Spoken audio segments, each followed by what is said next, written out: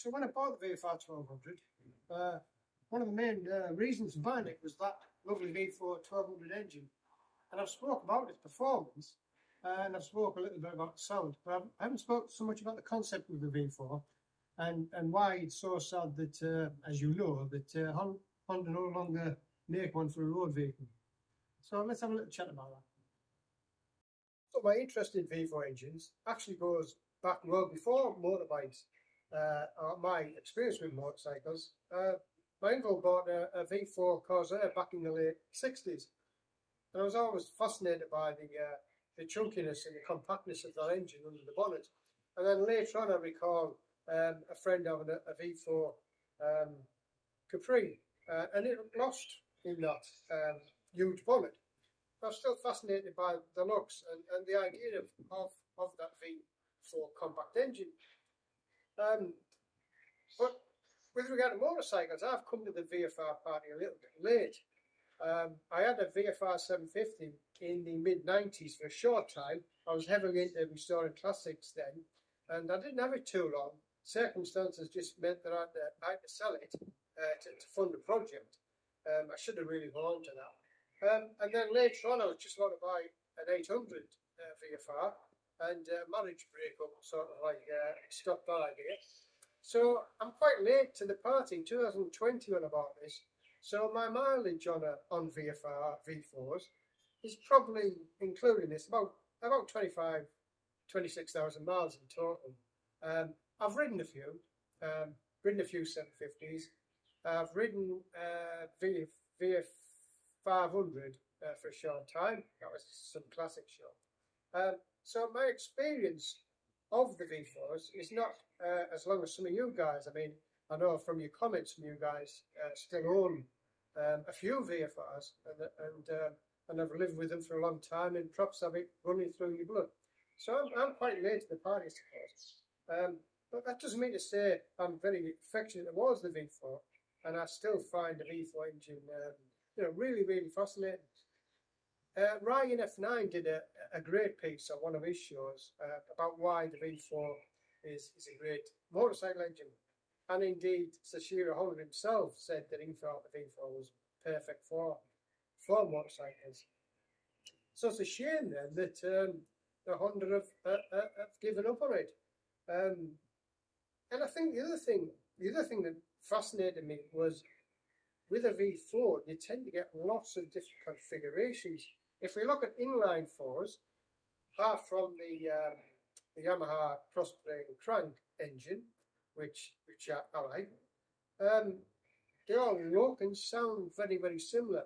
But with a V4, you can have a different bank angle. This is 76, I believe. The 800 is a 90 degree.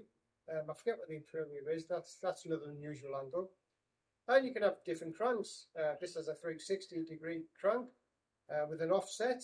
I'll put a little picture up there of the crank on this, as opposed to the 800, which is a 180 degree crank.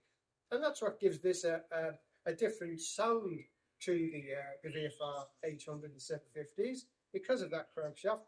It's a closer sound to the RC30s, which also had a 360 degree crank. So there's reasons for that sound.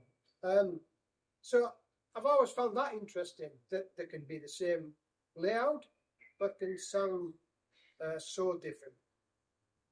And it's a shame, isn't it, that now a V4 seems to be thought of as a Ducati thing, because it's in the news. There's lots of Ducatis now that carry the V4 engine, the Diavo, Panigale, the Multistrada. And I'm just concerned that Honda will get forgotten about on the V4 side. I was in a popular haunt of mine, Massam, the other day, and there was two young lads on I think they were the new Triumph 400s, and a couple of Multistrada V4s pulled in, and I heard one of them say something like, a V4 engine seems a bit of an overkill on an adventure bike. And I thought to myself, well, have you not heard of the Cross Runner or the Cross Tourer that were there years before the V4 Multistrada? And it felt a bit sad that they probably didn't, even know it existed, I guess. And let's be honest, Honda on the bikes, they don't shout V4. I mean, people ask me what this is. They're a bit surprised when I say it's a V4. We've got a Honda badge, we've got VFR written down here, but that gives you somewhat of a clue. I've got VFR on my rear lens. Show you the picture of that. But nothing shouts V4. So, you know, I wish they'd have made more of it in the later years. Obviously, emissions killed it off. I mean, 2017, I think, was the last year they built this under Euro 3. I believe they crossed 2 and 1200X went on to 21.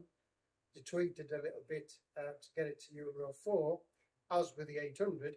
But then they didn't feel like we're going to invest any more money into this engine for Euro 5. And that's quite sad, because it's sort of like, it leaves you with nowhere to go if you like this type of bike. I mean, what is the next step if you want to stay Honda? And don't get me wrong, I'm not a dyed-in-the-wool Honda fan. I think I'm a dyed-in-the-wool VFR 1200 fan, obviously. But where do we go? I mean, NT 1100, shaft, chain drive, parallel twin. Just leaves you nowhere to go with it. And when other manufacturers can make such a thing of the V4 and promote it, you know, I just think Honda are obviously missing the trick. There's reasons for it, and perhaps we'll never know why they've stopped producing it. It can't just be a cost thing, looking at the size of the organisation and the history. I assume it'll carry on in racing, but yeah, I really wish somebody could wave a magic wand and we could see an updated VFR, or at least an updated Honda with a V4 engine. So I suppose we can always hope, but not much more than that. Okay, well, I'll catch you next time. Bye.